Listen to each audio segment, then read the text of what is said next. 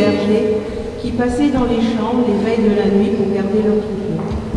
Et voici un ange du Seigneur leur apparut, et la gloire du Seigneur resplendit autour d'eux.